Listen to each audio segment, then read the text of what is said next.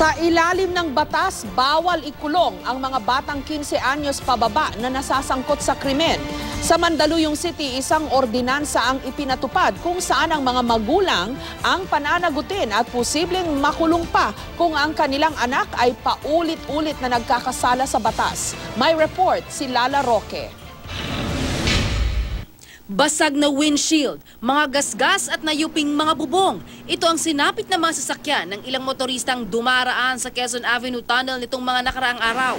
Hinala ng Quezon City Police District, mga batang hamog ang nasa likod ng insidente. Sa pag-iikot ng GMA News sa may EDSA North Avenue sa Quezon City, ito ang aming nadatnan. Mga batang abalang-abala sa pagsinghot ng solvent. Ang iba sa kanila, animoy nakikipagpatintero sa mga dumarang sasakyan. Di alintana ang nakaambang kapahamakan. Nang magsidatingan ng mga tanod, agad na nagpulasa ng mga bata. Ang tanging inabutan ang 10 taong gulang na si Tantan at ang 13 anyos na si Michelle, di nila tunay na pangalan.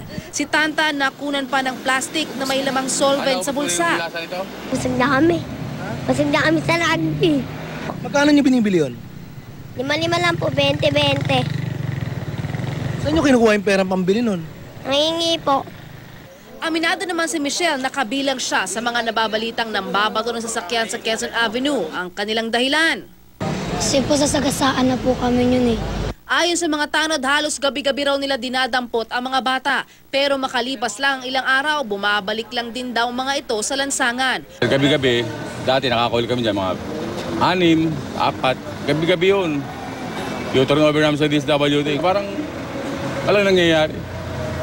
Kung sa Quezon City, walang ordinansa para sa mga batang hamog o sa kanilang mga nagpapabayang mga magulang. Sa Mandaluyong City, ipinasa ang ordinansang Code of Parental Responsibility. Sa ilalim nito, maaaring pagmultahin o makulong ang isang magulang kung mapapatunayang nagpabaya siya sa kanyang anak. We're also saying or reminding ng mga magulang na meron pa kayong responsibilidad bukod sa pagpapakain lamang ng anak. Sa ilalim ng ordinansa, bibigyan ng 3 beses na warning ang magulang. Kapag nahuli ulit ang bata, first offense na ito, pagmumultahin na ang magulang ng 1,000 pesos at kailangang sumailalim sa counseling. Sa second offense, 3,000 pesos na ang multa. At kapag umulit pa rin ang bata, 5,000 na ang multa ng magulang o 24 oras na community service. At kapag umulit pa rin sa krimen ng bata matapos ang 3 warning at 3 offense, kakasuhan na ang magulang at posibleng makulong ng 3 buwan hanggang 1 taon. Kung ang pusa nga at aso hinahanap, ang anak mo dapat nandyan, teka muna, mako-community service ka. Mananagot ka sa amin.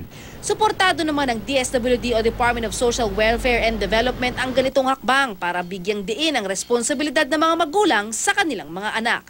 Tingin ko ho, kailangan talagang magkaroon ng batas na nagbibigay bigat sa responsibilidad ng pagmamagulang. Lala Roque, GMA News.